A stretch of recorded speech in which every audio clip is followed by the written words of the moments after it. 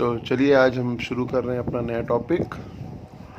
और इस टॉपिक में पढ़ेंगे कि नेशनल इनकम को हम कैलकुलेट कैसे करेंगे।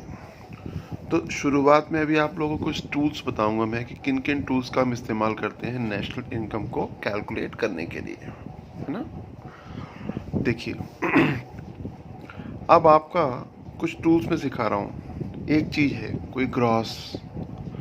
कोई चीज़ ग्रॉस वैल्यू पर है और मुझे नेट वैल्यू पर पहुंचना है, तो माइनस करते हैं डेप्रीसिएशन। और अगर आप नेट पर हो और आपको पहुंचना कहाँ है, ग्रॉस पर, तो आप प्लस कर दोगे वापस क्या, डेप्रीसिएशन। एग्जाम्पल के तौर पे मान लीजिए मैंने कोई बाइक ली जिसकी वैल्यू कितनी है 1,00,000 रुपये, 10,000 उसका डेप्रीसिएशन लग गया तो उसकी वैल्यू कितनी बची 90,000। तो gross minus depreciation is equal to होता है नेट। वैसे ही अब 90,000 में अगर वापस प्लस कर दूं डेप्रीसिएशन तो मुझे वैल्यू मिल जाएगी कौन सी, ग्रॉस वाली। तो मैं कह सकता हूँ यहाँ पे gross is equal to net plus depreciation. ये मैं आपको टूल सिखा रहा हूँ ना, कहाँ पे कैसे उपयोग करना, अभी आने वाले टॉपिक्स में आप समझते जाएंगे। तो gross is equal to net plus depreciation, gross is equal to net plus. तो एग्जाम्पल भी लिख देता हूँ यहाँ पे। एग्जाम्पल में लिया था 1,00,000 की बाइक है ये, नेट वैल्यू कितनी बची थी हमारी 90,000। तो इसमें प्लस क्या कर रहे हैं हम, डेप्रीसिएशन, तो ग्रॉस की वैल्यू आ रही ना। अब अगला एग्जाम्पल इसी में कंटिन्यू करते हैं। नेट इज इक्वल टू क्या होगा, ग्रॉस माइनस डेप्रीसिएशन। फिर देखिए एग्जाम्पल, ये नेट की वैल्यू कितनी है 90,000, तो 90,000 ग्रॉस कितना था 1,00,000, तो यहाँ लिखा हमने 1,00,000 माइनस 10,000, तो ये वैल्यू निकल के आ रही। अब मुझे सिर्फ अगर डेप्रीसिएशन की वैल्यू निकालना हो तो मैं लिखूंगा ग्रॉस माइनस नेट, यानी कि एक ही चीज़ से 3 फॉर्मूले यहाँ पर हमने बना लिए। तो ग्रॉस वैल्यू कितनी थी 1,00,000, नेट वैल्यू कितनी है 90,000, इसका मतलब कि डेप्रीसिएशन का वैल्यू कितना आएगा 10,000। ठीक है, तो एक तो ये टूल हुआ हमारा। उसके बाद हम पढ़ेंगे अब यहाँ पर मार्केट प्राइस क्या होता है और फैक्टर कॉस्ट क्या होता है। मार्केट प्राइस, जो मार्केट में प्राइस अवेलेबल जिस चीज़ की उसको बोलेंगे मार्केट प्राइस, और किसी भी चीज़ को लाने की जो कॉस्ट होती है उसको बोलते हैं फैक्टर कॉस्ट। तो मार्केट प्राइस से अगर मुझे जाना हो फैक्टर कॉस्ट पे तो मैं इसमें प्लस कर दूंगा NIT बोले तो net in direct tax, short में इसको बोलते हैं NIT। तो ये क्या किया हमने, माइनस करेंगे।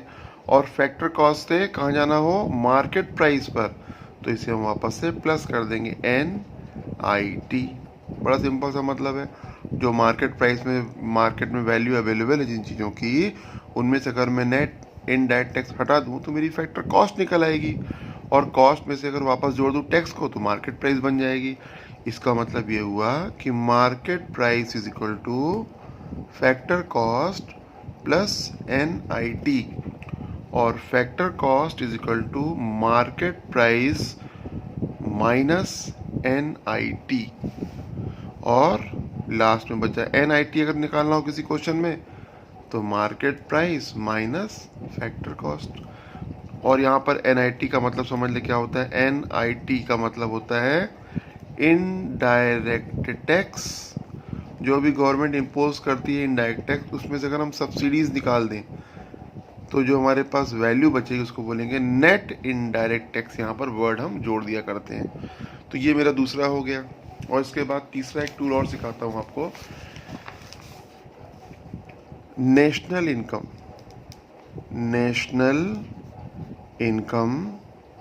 और एक है यहाँ पर domestic income.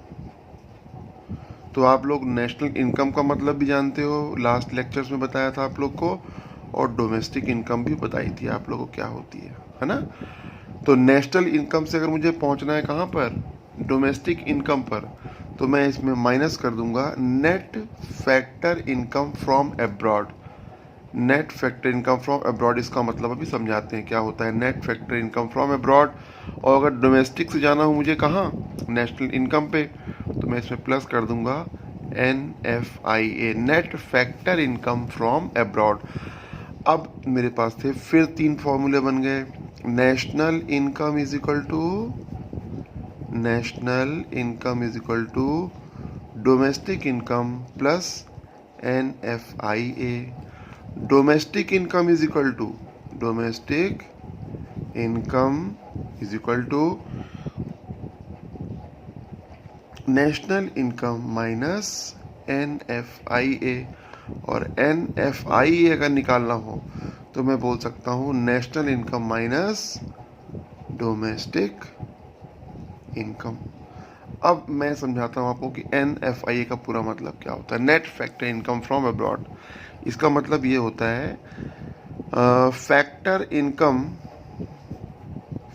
Income from abroad, वो सारी इनकम जो हमने कमाई फ्रॉम अब्रॉड से, उसमें से अगर माइनस कर दें वो इनकम या पेमेंट टू अब्रॉड, अगर ये हम दोनों को माइनस कर दें, यानी विदेश से आने वाली इनकम और विदेश को जाने वाली पेमेंट अगर प्लस माइनस हो जाए, तो जो मेरे पास फाइनल आंसर बचेगा उसको मैं बोलता हूँ net factor income from abroad.